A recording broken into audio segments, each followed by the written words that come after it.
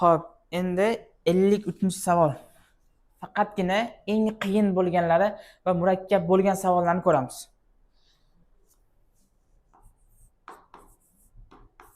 53. Azot va vodorod aralashmasining molyar hajmi 7,2 gram taqsim mol. Reaktorda azotning 10% sarflangandan keyin bosim qanday o'zgaradi? T va Cons deb yozib qo'yilgan. Savolni tahlil qiladigan bo'lsam, temperatura bilan hajm o'zgarmas degani. Endi bu yoqqa hisob-kitob. Xo'p, azot bilan vodorod reaksiyaga kirishib 2 mol amak hosil qiladi. Dastlab reaksiyaga kirishganda iliq qolgani bizga. Xo'p, qaraydigan bo'lsam, konkretni savolni ko'ndalang qo'yamiz. Bizga o'rtacha molyar massasi 7,2 qilishimiz kerak. Dastlabki azot bilan vodorodni o'rtacha molyar massasi topish uchun aralashmani massasini aralashmani moliga bo'lishimiz kerak. Xo'p, bizda mol noma'lum. Shuning uchun azotning molini dastlab x, buni y qilamiz. Xo'p, o'rtacha molyar massasi 7,2 qilamiz. Azotning molyar massasi 28, x plus 2y taqsim x plus y barobar 7,2. O'rtacha molyar massasi, aralashma massasini aralashmani moliga bo'ldim va o'rtacha tengladim. Reaktorda azotning 10% sarflangandan keyin bosim qanday o'zgaradi debdi. Xo'p, azotni 10% sarflab olamiz. Azotni 10% dastlab x bo'lsa, 10 ni 100 ga bo'lib 0,1 qism bo'ladi. X ga ko'paytirsa 0,1 x mol sarflangan.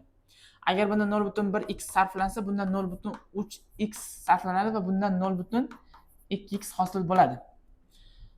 Buni sarflangan 0,3 x, buni ortib qolgani 0,9 x, buni ortib qolgani y minus 0,3 x. Bu hosil bo'lyapti 0,2 x. Xo'p. Endi tenglamani hisoblashtiramiz. 28x plus 2y barobar 7,2x plus 7,2y.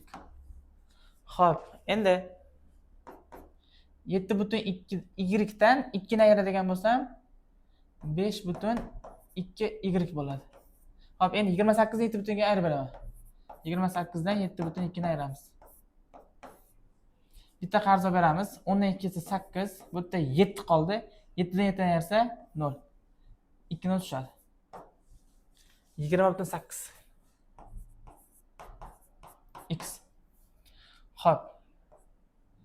Y ni topamiz. 20,8 x ni bo'lamiz 5,2 ga. Bu ko'paytirib turibdi, barobar bu tarafga bo'lib o'tadi. Xo'p, endi 20,8 bo'lingan 5,2. 10 ga ko'paytirib olamiz, vergulni surish uchun 208 ni bo'lamiz 52 ga. Xo'p. Bo'lamiz, shoshmasdan, biz hech kim orqamizdan qo'yayotgani yo'q. Xo'p. Nechtadan beramiz? 4 tadan beramiz. 8, 20.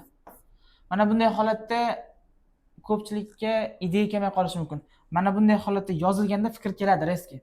Demak, to'g'ri ekan. Xo'p, hisob-kitobni o'tirib turaman.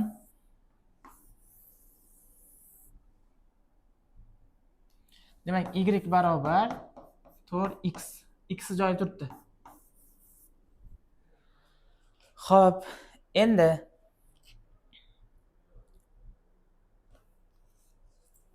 bizdan so'ragan narsa bosim qanday o'zgaradi? Bosim bu modda miqdoriga taalluqli bo'lgan narsa. Demak, modda miqdorini ko'rishimiz kerak. Dastlab azot ila vodorod bo'lgan, to'g'rimi? Azotning moli x edi. Demak, buni mol x mol bo'lgan. Vodorod y edi. Y topdim men. 4x. Demak, bu x mol bo'lsa, bu 4x mol bo'lar ekan. Общий mol bizda 5x mol. Dastlab. Endi reaksiya tugab bo'lgandan keyingi holat kerak. Reaksiya tugab bo'lgandan keyingi holat mana bu holat bo'ladi. Qolgan gazlar bo'ladi. Qo'shib chiqamiz. 0,9 dan 0,3 ni ayiramiz. O'rtada qo'shib bo'ladi mana. Общий yig'indisi kerak bizga. 0,9x dan 0,3 ni ayiradigan bo'lsam 0,6x. 0,6x ga 0,2 ni qo'shadigan bo'lsam 0,8x. plus y. Bu reaksiya tugab bo'lgandan keyingi holat.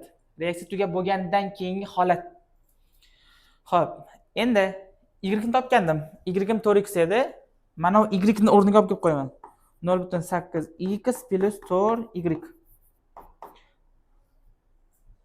Uzr. 4x ekan. Bu 4.8x. Hosil bo'lgan gazlar 4.8x, dastlabki mol 5x mol bo'lgan idishda bo'lgan gazlar. Endi bizga necha foizga kamayyapti degan foizini so'ragan. Xo'p, dastlabki 5x mol 100% bo'lsa, 4.8x mol necha foiz? 4.8 ni 100 ga ko'paytirib 5 ga bo'ladigan bo'lsam, qarang, hisob-kitob qilib beraman. 48 ni 5 ga bo'lib qo'yamiz. Xo'p. 9 dan beraman 45. 0, 8 dan 5 36 berib o'tadi. 0 bilan to'g'rilanib 96% bo'lishini bilamiz hammamiz. Xo'p, endi bizdan so'ragan narsa necha foizga kamaygan deb so'ragan uchun boshida 100% edi. Reaksiyadan keyin 96% bo'lib qolgan. Demak, kamayish 4% ga kamayapti. Demak, bosim 4% ga kamayapti. Bosimni foizini kamayishini topish uchun mollar yig'indisi kerak. Chunki idishga bosimni moddani miqdori beradi. Shuning uchun demak 4% ga kamaygan ekan. Tushunmay qolgan bo'lsalaring videoni qaytadan ko'ringlar.